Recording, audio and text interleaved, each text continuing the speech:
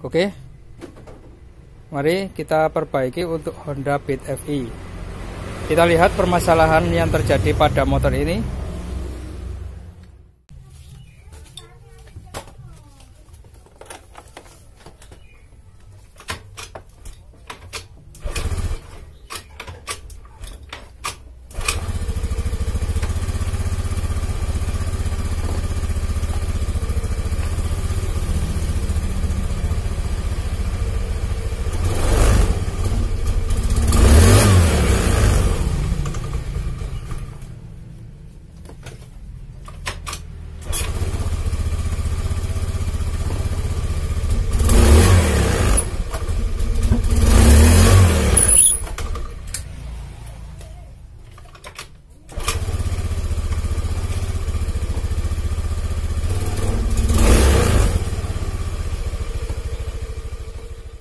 Oke, jadi kondisi mesinnya itu nggak stabil kawan ya.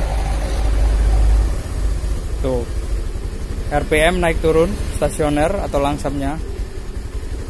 Pada saat kita lakukan penarikan gas, tuh tiba-tiba mati toh.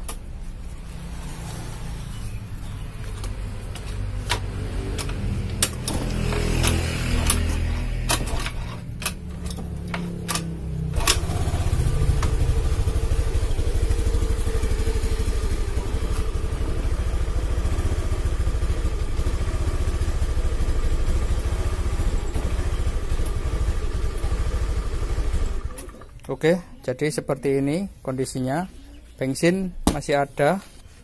Dan yang pasti hal yang paling utama pada motor ini biasanya sering terjadi pada bagian full pump, biasanya gitu ya. Tadi kita cek dahulu karena di sini tidak meninggalkan kode mil ya. Jadi error kode mil nggak ada. Cuman memang aki dari motor ini soak kawan ya, jadi nggak bisa dipakai, akinya sudah mau mati ya. Jadi saya nggak bisa pakai double starter. Oke, yang pertama kita cek dahulu. Paling mudahnya ya, kawan-kawan coba cek dahulu bensin ya, karena kemarin-kemarin nggak ada masalah, cuman pada waktu motor ini dipakai hujan-hujanan takutnya itu kemasukan air atau gimana, atau pada waktu pengisian bahan bakar itu coba kalian cek dahulu ya, barangkali ada indikasi kemasukan air. Oke, kalau di situ sudah nggak ada masalah untuk bahan bakar, ya wes kita lihat pada bagian full pump dahulu ya. Ini paling mudahnya ya. Motor ini tadi sudah saya cek untuk bagian bahan bakarnya masih oke. Sekarang coba kita cek pada bagian full pumpnya ya kawan ya. Oke. Karena aki agak soak, jadi mungkin pada waktu saya kontak ya kawan ya, ini mungkin dia menunjukkan tetap angka, cuman mungkin gak terlalu kuat ya. Jadi nanti yang pasti penghitungannya kalau sudah mesin saya hidupkan ya. Nah kan dia nggak kuat karena akinya juga sudah soak.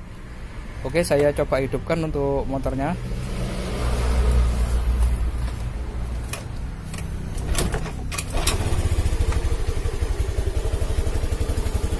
Oke, dan ternyata tekanan cuman segitu kawan, wes nggak kuat sama sekali wes ya.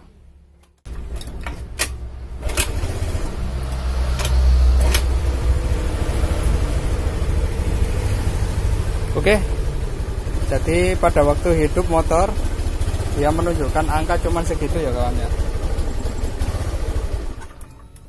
Seharusnya walaupun aki soak pada motor jenis Honda Beat FI kayak gini, dia tetap, kalau motor sudah hidup dia tetap bisa menunjukkan angka sebelum 3 ini ya. Ya, sebelum 3 ini. Oke. Yang pasti untuk analisa kali ini, motor ini problem permasalahannya itu ada pada fuel pump ya. Nah, untuk lebih jelasnya lagi akan coba saya kasih lihat kalau akinya normal ya. Jadi kalau sebenarnya untuk pengecekan fuel pump pada motor injeksi itu ada baiknya itu aki normal dulu kawan ya, baru nanti kita bisa lihat tekanan itu seberapa ya. Kalau posisinya agak suak kayak gini itu agak susah memang ya. Oke, ini untuk sementara saya pinjamkan aki ya, saya pinjamkan aki. Untuk kondisi aki bawaan dari motor ini seperti ini ya kawan. Nah, coba tengok ya. Untuk bagian kutub positif ini mengalami korosi dan penjamuran kawan ya. Tuh parah sekali kawan ya. Jadi parah sekali untuk aki bawaannya ya. Untuk yang bagian negatif nggak ada masalah. Dan ini saya coba ya, Ini saya coba sekalian saya cek untuk pengisian dari motor ini, barangkali juga terjadi permasalahan. Oke, dia menunjukkan angka 12 ya, 12 volt. Sekarang coba kita hidupkan. Oke, ternyata dia bisa naik ya. Saya matikan sebentar. Nah, oke. Dia bisa segitu yo. Kalau kemungkinan segitu ini motor bakal enak kan? Jadi nggak telat kayak tadi. Oke, coba saya hidupkan double starter. Oke, ini untuk pengisian stabil, masih oke.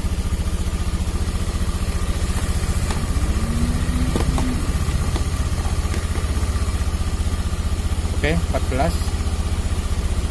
Coba saya gas.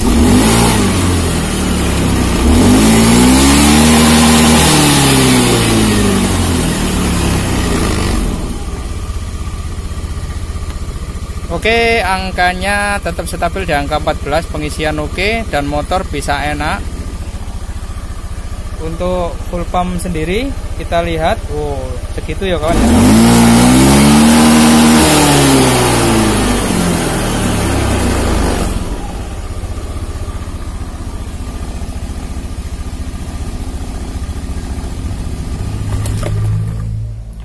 Double starter, coba lagi ya. Oke, enak ya. Oke, jadi permasalahan pada motor ini sebenarnya hanya pada aki ya. Nah, ini ada kasus baru ya menurut saya ya. Kalau aki terjadi masalah, si bagian full pump juga dia mengalami masalah juga ya. Tekanan dia nggak bisa tinggi dikarenakan ada kemungkinan arus yang apa ya namanya ya. Mungkin ada arus yang short gitu loh kawan ya. Mungkinan short itu gara-gara ini kawan ya. Atau kalau menurut saya si probe positif karena ini mengalami korosi juga, mungkin kayak putus nyambung gitu loh kan. Jadi kayak putus nyambung, akhirnya terjadi percikan. Dan kalau memang untuk motor injeksi, saya juga pernah kejadian pada waktu itu adalah masalah di bagian sekakal tombol lampu. Itu tombol lampunya panas ya. Kalau menurut saya di dalam tombol lampu itu ada percikan dan akhirnya motornya itu nggak enak, agak telat gitu loh kalau digas. Ini mungkin juga terjadi kayak gitu loh kawan ya. Jadi permasalahan yang paling utama pada motor ini adalah masalah aki ya. Oke, jadi memang analisa kita bisa menganalisa sesuatu problem gitu loh kawan ya. Dan tadi kawan-kawan bisa cek sendiri atau lihat sendiri video saya tadi yang awal, pada waktu saya bunyikan motor ya, itu dia berkurang ya. Oke, dan ini belum tak coba kalau kita tanpa pakai aki ya. Jadi sebelum saya coba, ini saya coba dahulu, saya lepas untuk bagian aki, apakah tekanan dia masih oke. Tapi dengan catatan kita hidupkan dulu motornya ya. Oke, ini saya lepas dahulu. Untuk motornya kita nyalakan. Oke, kita lihat tekanan. Oke, tekanan segini ya, normal. Sekarang coba saya cabut untuk pembuktian saja ya kawan ya.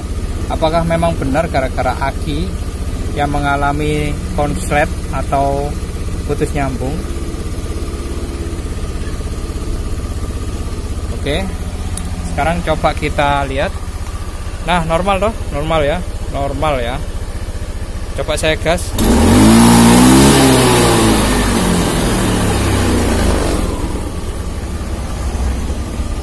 Oke, dan hasilnya oke ya, walaupun sudah kita cabut ya. Jadi permasalahan fix memang pada aki yang mengalami korosi ya, dan akhirnya menyebabkan putus nyambungnya arus ya kawan ya.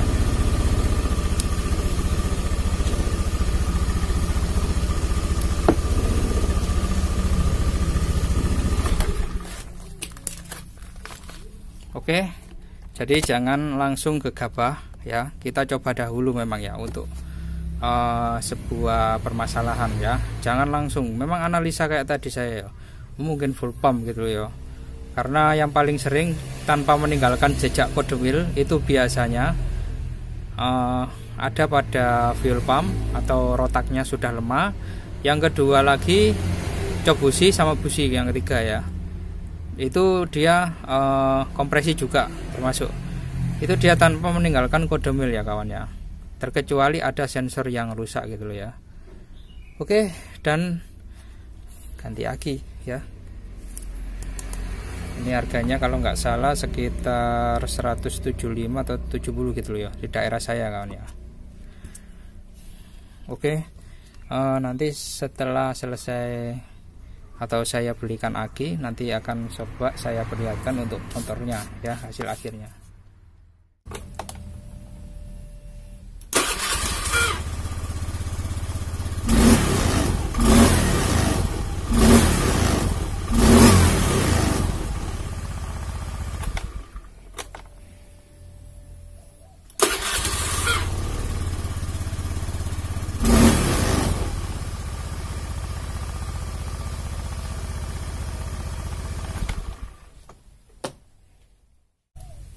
Oke, alhamdulillah sudah jos, sudah selesai.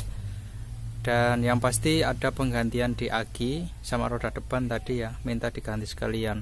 Oke, kawan-kawan jangan tentukan masalahnya dulu ya. Memang untuk analisa sih boleh saja ya, boleh saja analisa, tapi belum tentu itu ada kebenarannya. Dan jangan buru-buru ganti ya. Jadi kayak tadi penyebab dari si motor tiba-tiba mati pada waktu stasioner. Terus habis itu kemarin itu diajak jalan itu sama beliau itu sekitar 500 meter mati. 500 meter mati lah, itu penyebab utamanya memang tekanan fuel pump itu menurun gitu loh kawan ya. Dan menurunnya itu dikarenakan ada semacam kayak short ya. Jadi si aki ini mungkin pada waktu motor hidup ya, si probe kutub positif itu mengalami percikan gitu ya. Kalau dilihat itu dia agak jamur atau gimana gitu loh ya. Nah, itu bisa mengakibatkan short gitu kawan ya. Dan juga tadinya itu kemarin itu masih nyala ya, masih nyala untuk kode milnya. Terus kita kontak itu masih nyala, dan tadi tiba-tiba itu langsung tep gitu mati total ya. Kalau sudah mati total itu bisa mengakibatkan terjadinya short antara kutub negatif dan positif, biasanya gitu ya kan ya. Oke, yang pasti memang gejala permasalahannya itu memang terletak pada fuel pump ya. Cuman fuel pump itu dia mengalami penurunan karena arus yang masuk menuju ke bagian fuel pump itu otomatis voltasenya menurun gitu loh kawan ya. Seharusnya untuk motor jenis Beat FE gini ya, ini kalau tanpa aki itu tekanan dia tetap stabil walau kita pakai engkol kaki ya. Dia tetap bisa hidup dan jalan, dan tekanan pasti dia stabil dan normal gitu loh ya. Tapi kenapa kok ini motor malah dia nggak normal gitu loh kawan ya. Ya kan aneh gitu loh ya. Dan mungkin untuk problem permasalahan atau kasusnya memang terletak pada aki gitu loh ya. Jadi jangan buru-buru ganti oval fuel pumpnya langsung diganti gitu. Enggak, coba aja dulu ya. Karena apa? Kita ngetes fuel pump itu aki harus kondisi fit ya. Itu baru bisa kita tentukan mana yang memang problemnya ya, atau masalahnya itu di mana gitu loh kawan ya. Jadi kita bisa menentukan kalau sudah memang benar-benar aki itu kondisinya normal. Oke, ini sebagai suatu pelajaran kita agar kita nggak salah dalam melakukan perbaikan pada jenis motor injeksi. Oke, sekian video kali ini dari saya. Terima kasih sudah menonton. Sampai ketemu di episode berikutnya. Wassalamualaikum warahmatullahi wabarakatuh.